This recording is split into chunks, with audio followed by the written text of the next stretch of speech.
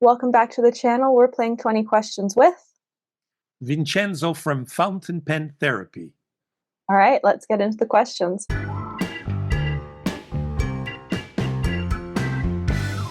When I say fountain pen, what pen do you think of? Oh, I got to tell you, I've got it right here. It's the original Delta Dolce Vita, not the ones they're selling now. This is what they sold back when they were still in business, and then they revived with the beautiful 18-karat nib. It's not a Yo nib. This is my ultimate Grail pen. So when we talk about fountain pens, this is it. This is my sweetheart. How did you get into pens?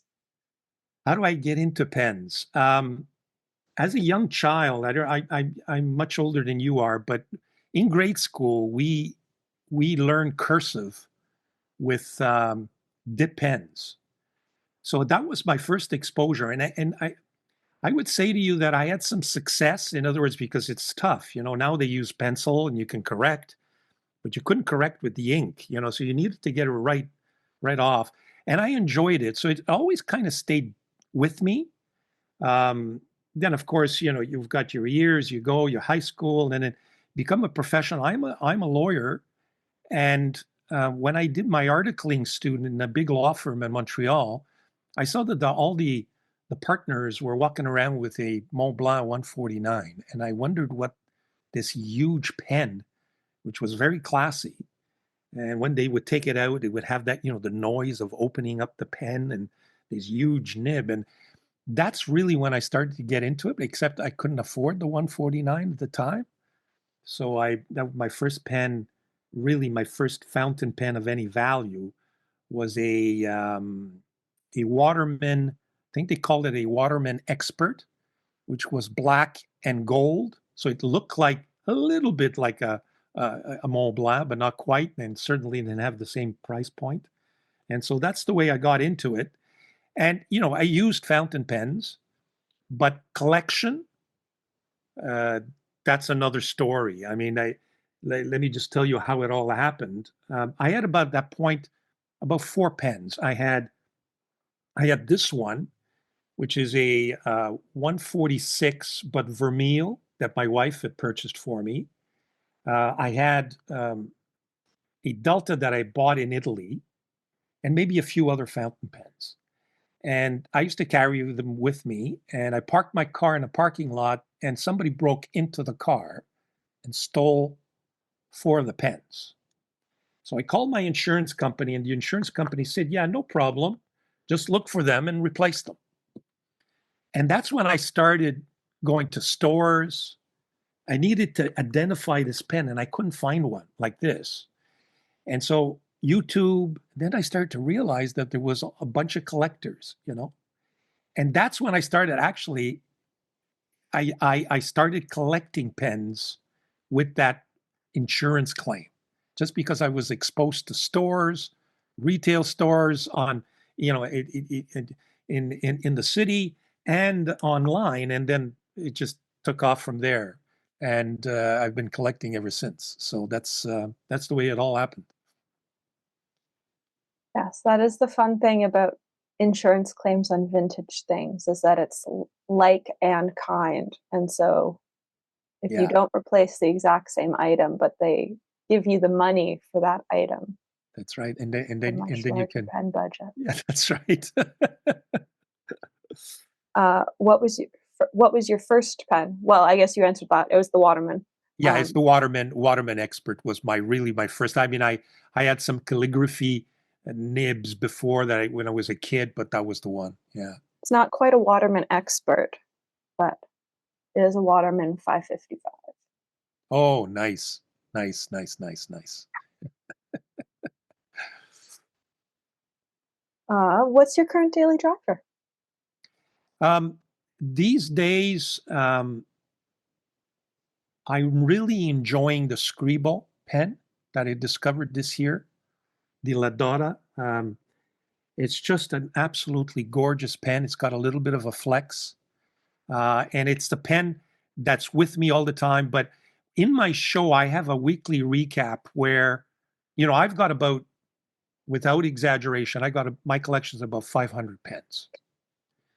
So a part of my recap is that I resurrect 5 or 6 pens every week because I need to use these pens, and I have no intention of selling them. They're mine. They're going to stay with me, and I don't have the time to sell them, and I don't need to sell them. So I resurrect 5 pens all the time, and I use them for the week. So those are my daily drivers. They keep changing every week. But there's a few pens, few favorites, and right now, I would say to you that the Scribo is it's in my pen case almost every week, and it's been there since the summer. Yeah. What's your favorite ink? These days, my favorite ink, and it kind of goes even there. I mean, I have hundreds of bottles, but I've fallen in love with turquoise. So anything that's turquoise. Right now, I'm using Aurora turquoise, Leonardo turquoise. I've got this little ink that I recommend to everybody that's not. It's this Oh, okay. um, Ongdian peacock blue. Let me tell you, it's got some beautiful shading, but it's right now it's turquoise. Whatever's turquoise, I got 3 or 4 of them that almost I keep inking my pens with, and that's what I'm running with until my mood changes. Then we'll see. What's your favorite brand of either pens or ink? Favorite pens? Well, it's Delta, but you know, it's Delta as it was, so to speak, not as it is. Even though I interviewed Nino Martino during the summer and I really enjoyed my stay with him, wonderful man. But I still think that, what Delta was is what I really enjoy. Favorite inks right now, uh, you know, you, favorite fun inks, it would be Van Diemen's. But daily inks that you could use in a normal fashion, I would say it's Diamine, Hirosico, Sailor. Those are kind of the inks that I enjoy most. Yeah. All right. Do you swatch all your inks?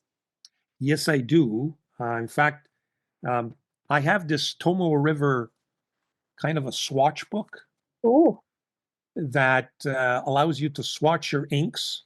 And I've got all colors. I got the blue for the blue. I've got the reds, the yellow, and ink impressions. And I'm a little bit behind, mind you, but yeah, I swatch all my inks. Yeah, absolutely.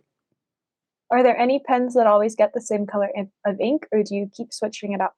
Yeah, I'm not the greatest in cleaning the pens. I like to re-ink them with the same ink, but then you forget what ink you have, right? So the ones that have blue get another blue ink, whatever it may be. The ones that have green ink get a green ink, and red, and et cetera, et cetera.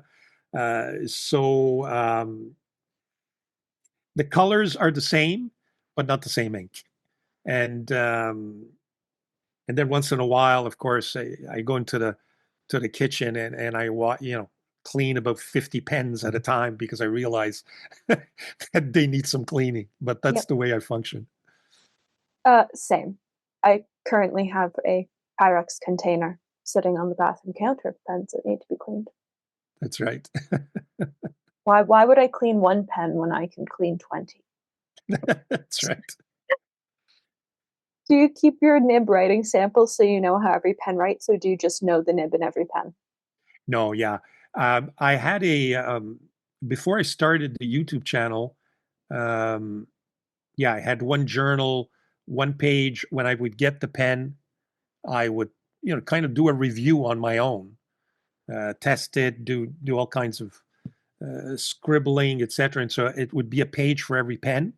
But now, of course, all the reviews I do it on um, a kind of a notepad, and I keep the sheet, and I just add it to my collection. And so every pen I have essentially has, a writing sample, if you will. So I test it. Sometimes I change the nibs and I forget to, keep up.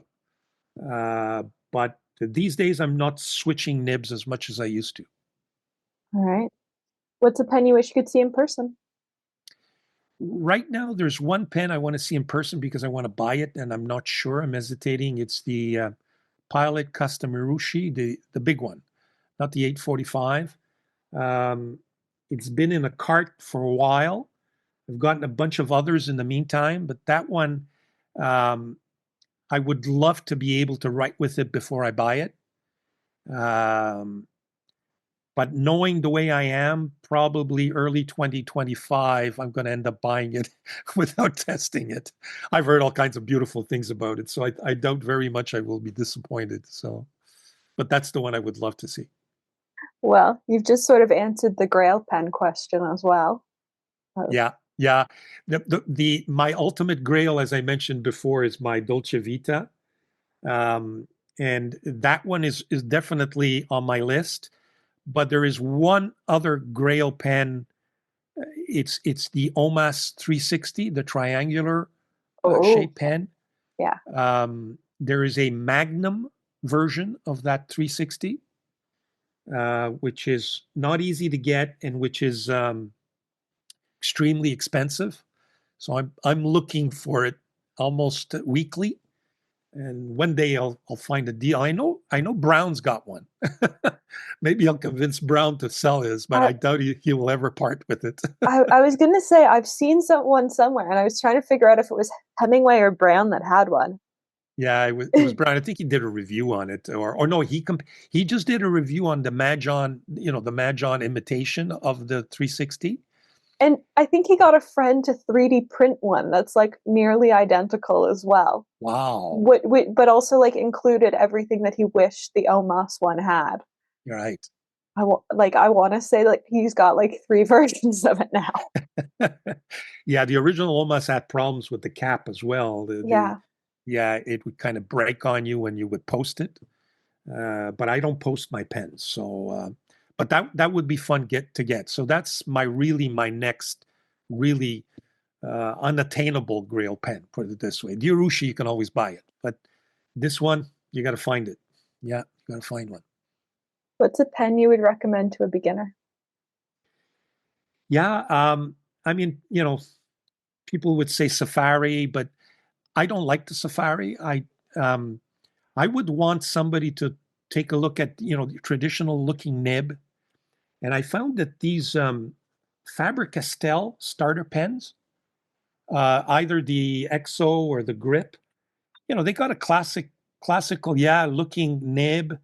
Um, I would really, and they write beautifully. They're not expensive, so I Mm, would tell them, start with this.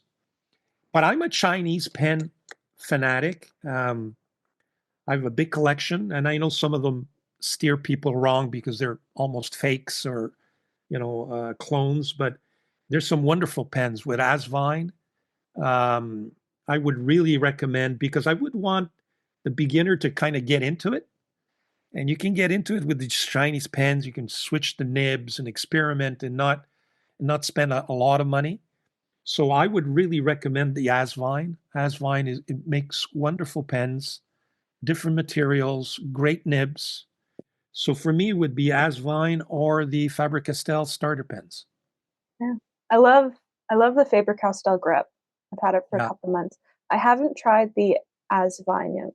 I keep seeing them on Amazon, but I haven't actually bought any yet. yeah. I would really like. This is a P20. Got beautiful resins. They've got some that are metal. The nibs, the medium nib is beautiful. The fine nib is fine. Um, really, really recommend it. It's and they're not. There's Hongdian that make wonderful pens as well. Yeah. And then the rest kind of Majon kind of copies these days. So that could turn people off, if you will. But Asvine and Hongdian, they've got some originals. Yeah, I do like I've got a Hongdian forest that I use for waterproof black. yeah, yeah, absolutely. Yeah, yeah, yeah. You don't want to use a nice pen for waterproofing. That's right. What ink would you recommend to a beginner? um, I would say Diamine, just because they have all kinds and very reliable, well priced. So it would be any Diamine ink. What advice would you have for somebody wanting to try out a fountain pen who might be a bit intimidated by them? Yeah, it happens to me all the time. And when I open up my pen case and I show them the beauty of the pens, that's something I would want to sell. I mean, my channel is called Fountain Pen Therapy. For me, it is therapy. I have an extremely stressful job. I'm a litigator and I'm always in court. And this hobby kind of, it just gets rid of all that stress. And I would try to impress upon them that there's a little more to fountain pens, and you can journal, and you can have a lot of fun with them. And that's the way I would try to get them into it. Yeah. All right. What filling mechanism do you think is most interesting, regardless of if you like to use it or not? I mean, my favorite ink filling system is probably a vacuum filler, but there is an interesting one that Pen BBS came out with. I don't know if you've ever seen it, with the magnet, Yep. where you kind of, it doesn't work very, but I thought it was fun to use. After a while, it doesn't slip down, but that's a fun it's a fun pen, I thought. But vacuum filler would be, I think it's my favorite. Yeah. What nib size do you prefer to write with? Yeah, big evolution there. I mean, when I started fountain pen collecting, I would use only stubs, 1.1 or 1.5, just simply because your handwriting is so much, it's so much nicer with that line variation. So every pen I would get would either be a 1.1 or a 1.5, and if it didn't have it, I'd buy nibs, and I have tons of Yowo or Bach nibs that I replaced. But in 2024, I finally discovered the fine, the gold fine nib. And I got to tell you, in the last several months, it's kind of become my favorite, and the stubs kind of taken a back seat. So there you have it. I mean, we change our tastes, right? And I also this year decided that I would change my handwriting. So I went through this bunch of courses that I took online, bought a bunch of books and stuff, and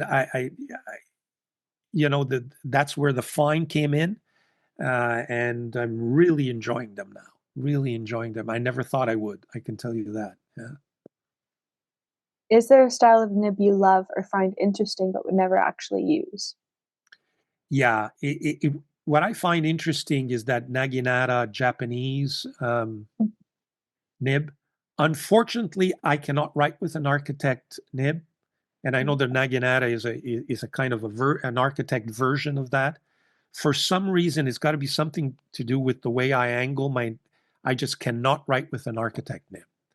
Um, but so that would be a nib that really, really interests me, but that I probably would not use though. Yeah, Fair enough. Do you always use the same paper? If so, what paper? If yeah. not, what paper's I, your favorite? yeah, I'm a big collector of fountain pen friendly paper. I have about 200, 300 different types. I've put up actually on YouTube several comprehensive where I review like 50 notebooks, and another one I review like 60 notebooks. So I know them all almost. And in fact, I'm going to publish one at the end of the year with another 50 that I bought during the year. But my favorite paper is Tomoe River, the Oh, original.